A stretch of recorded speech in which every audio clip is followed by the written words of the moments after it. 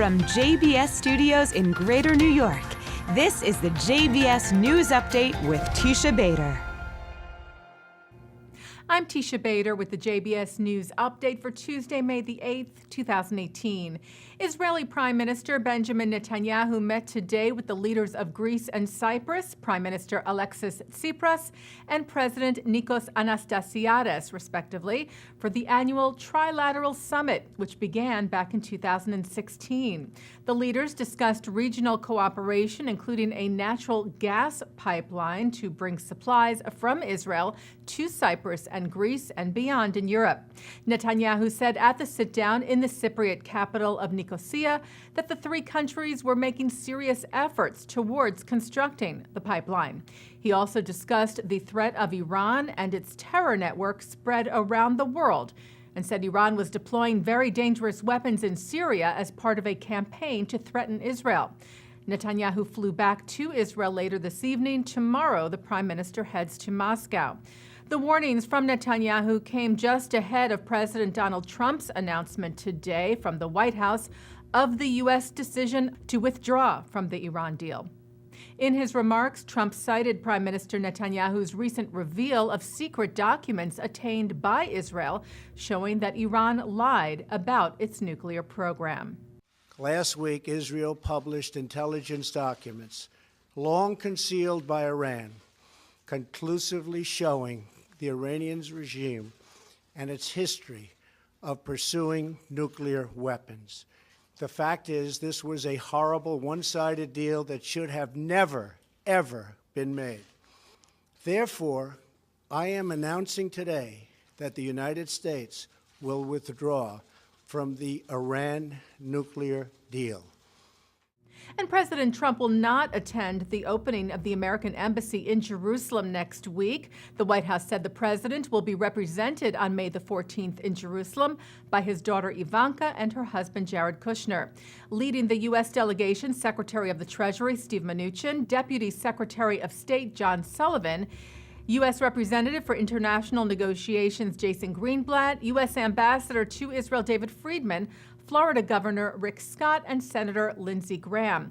Also a congressional delegation and a group of American Jewish community leaders, Christian community leaders, former U.S. ambassadors to Israel, businessmen and women, and others. Former IDF soldier Elor Azaria was released from prison today after serving 9 months for manslaughter. If you recall, Azaria shot dead a Palestinian terrorist in Hebron who lay incapacitated on the ground after attacking another IDF soldier. Azaria maintained he believed the terrorist was still a threat, while others claimed his actions were against the law. The case caused a huge divide in Israeli society. Many of those who supported Azaria greeted him upon his release today. The IDF yesterday marked 70 years since its creation. In May of 1948, Israel's first prime minister, David Ben-Gurion, declared the establishment of the Jewish state and said its fate is in the hands of the security forces. That is when the Israel Defense Forces officially began acting as Israel's military organization. Prime Minister Netanyahu spoke at a ceremony marking the anniversary last night at the historic battle site of Latrun, just outside Jerusalem, saying that in contrast to our enemies, we wage our struggle while upholding purity of arms and while making a constant effort to avoid harming innocents as much as possible. No military, he said, is more moral than the IDF. 89-year-old German Holocaust denier Ursula Haverbeck was arrested this week after failing to show up to serve her 2-year prison sentence. Haverbeck was supposed to appear on April the 23rd at the prison in the town of Bielefeld, Germany, after being sentenced for incitement caused by public Holocaust denial, which is a crime in Germany. But she failed to appear.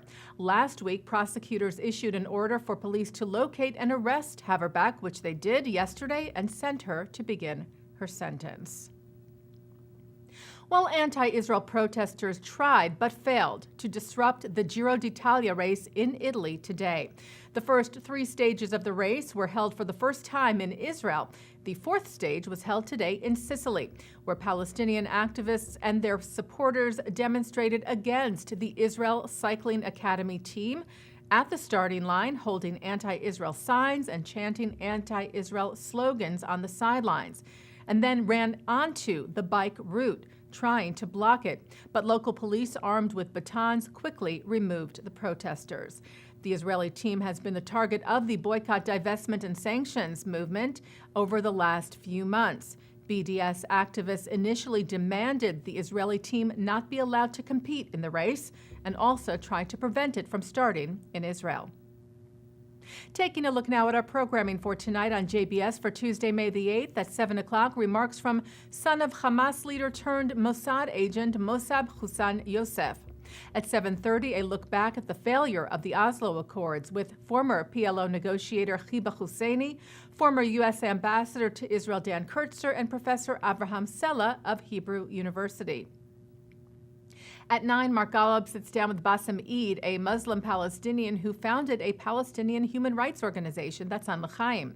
At 10, social activist Aaron Pulver and legal activist Simcha Rothman discussed their battle against anti-Israel initiatives and corruption within Israel's judicial system from West Side Institutional Synagogue in New York City. And coming up right after this newscast tonight at 6:30, it's the Israeli debate program Frenemies. And that's the JBS News Update for Tuesday, May the 8th, 2018. I'm Teisha Bader.